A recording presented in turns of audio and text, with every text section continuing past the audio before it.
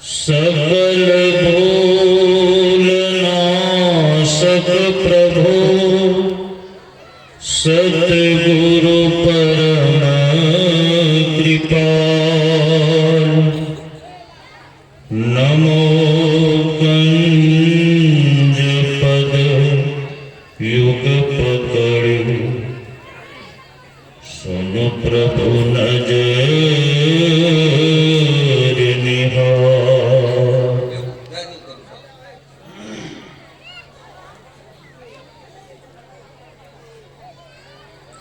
एक बार उच्च स्वर में हम लोग गुरु महाराज की जय जयकार करें ताकि हम सबों का अंतःकरण पवित्र हो जाए और वातावरण भी शांत हो जाए। बोलिए श्री सद्गुरु महाराज की जय। परमाराध्य सद्गुरु महाराज के परम पावन श्री चरणों में अनंत बार नमन। मंचासीन पूज्य बाबा के श्री चरणों में कोटि कोटि नमन। परम पूजनीय गुरुजन सत्संग प्रेमी महानुभाव माताओं एवं बहनों,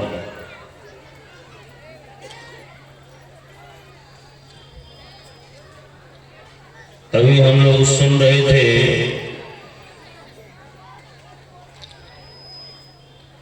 जब तक बिना किसी स्वार्थ के ईश्वर की भक्ति हम आप नहीं करेंगे, जब तक संतोष बांध के ईश्वर की भक्ति नहीं करेंगे, तब तक ईश्वर का दर्शन होने वाला नहीं है।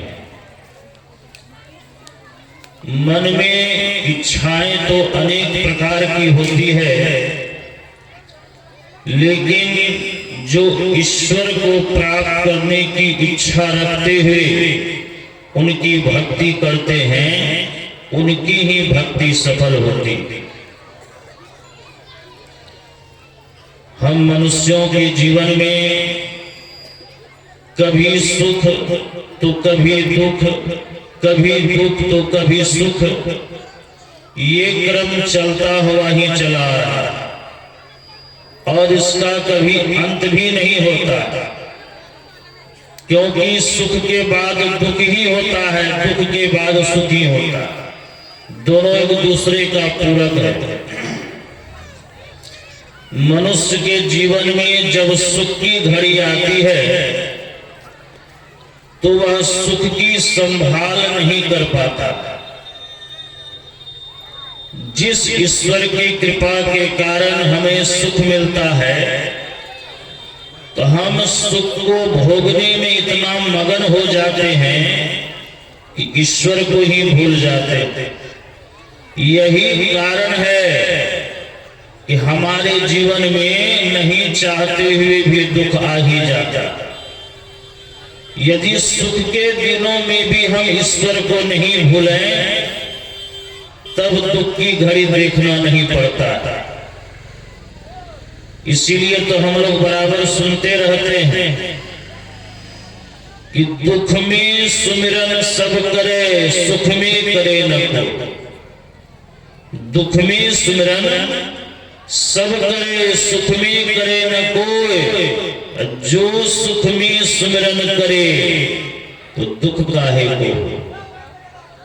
दुख की घड़ी में ईश्वर याद आते, लेकिन जिनको जीवन में सुख हो या दुख, किसी भी क्षण ईश्वर को नहीं भूलते हैं, उनकी कृपा भक्त के जीवन में होती है। और भगवान बड़ा नहीं होता है, भगवान से बड़ा तो भक्त होता है। भक्त के अंदर में वो शक्ति होती है कि भगवान को वह वश में कर लेता है। उनके इशारे पर प्रभु को, भगवान को चलना पड़ता है। ये शक्ति भक्त के अंदर होती है। एक बार सूरदास जी महाराज एक जंगल होकर के चले जा रहे थे।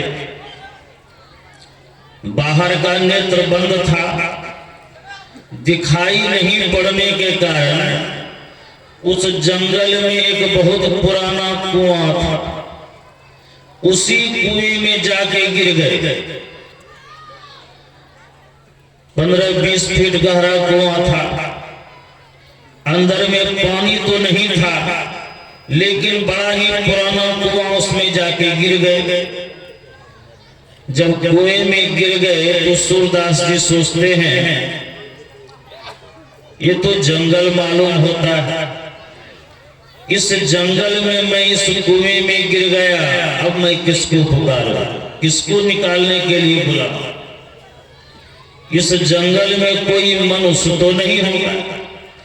यदि जोर जोर से निकालने के लिए पुकारूंगा तो हो सकता है कोई जंगली जानवर आ जाए, वो तो मारकर खा ही जाए। अब किसी को बुलाना उचित नहीं है।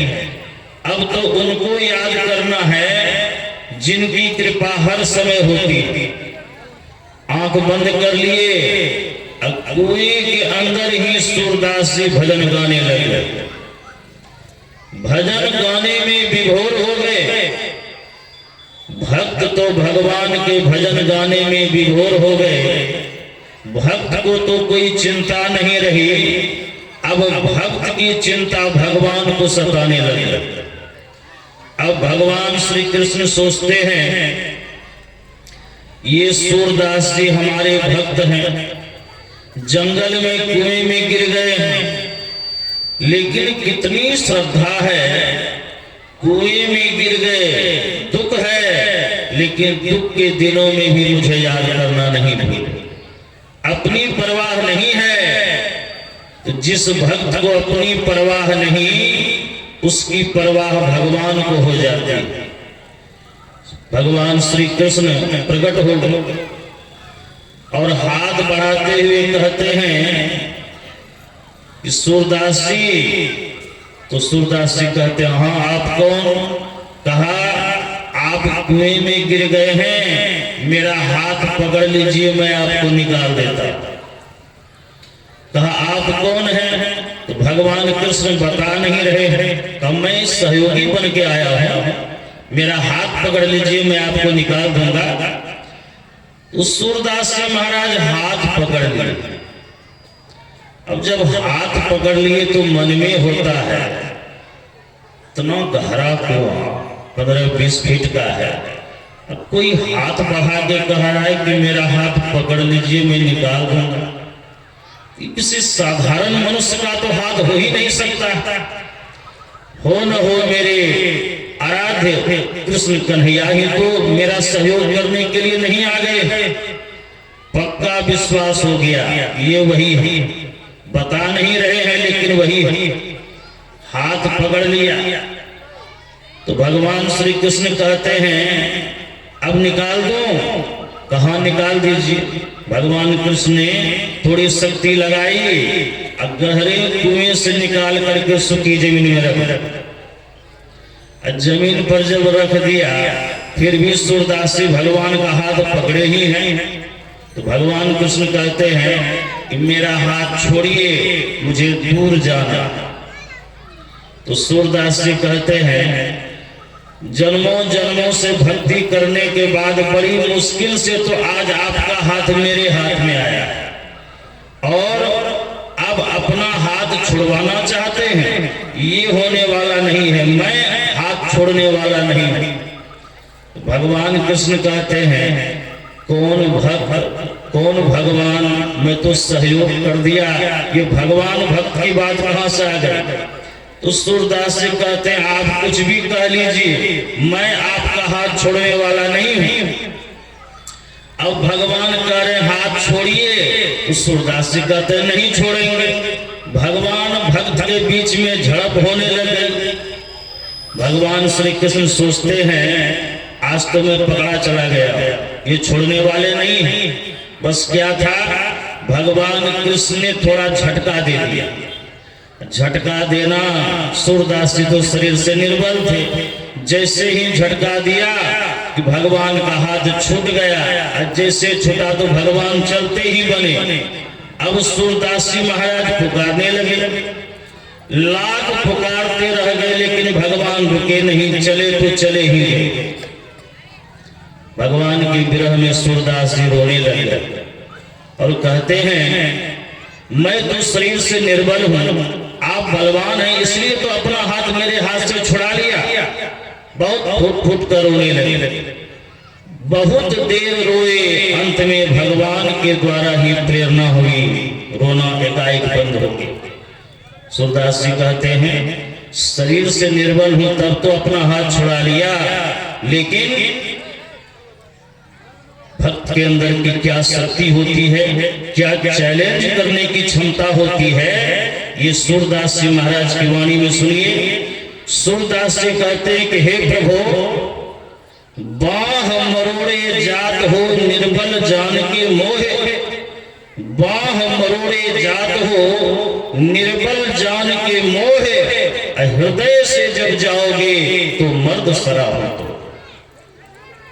ये भगवान का प्रेम सूरदास जी महाराज के अंदर था, और किसी भी भगवान के अंदर में ये ताकत नहीं कि भक्त के हृदय से वो निकल जाए, बशर्ते भक्त के हृदय में भगवान को रखने की क्षमता होनी चाहिए। और जो एक बार अपने मन मंदिर में प्रभु को बसा लेते हैं, ऐसे भक्तों पर ईश्वर की कृपा तो बरसती ही रहती है। चंदन और पानी के समान ईश्वर भगवान और भक्त का संबंध हो जाता है, दोनों एक दूसरे के बिना रह नहीं पाते।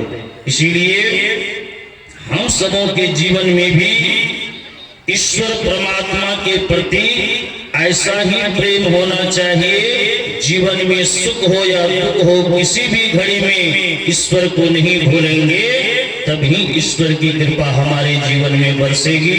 यही आप सबों की सेवा में कहा। बोलिए श्री सद्गुरु महाराज की जय।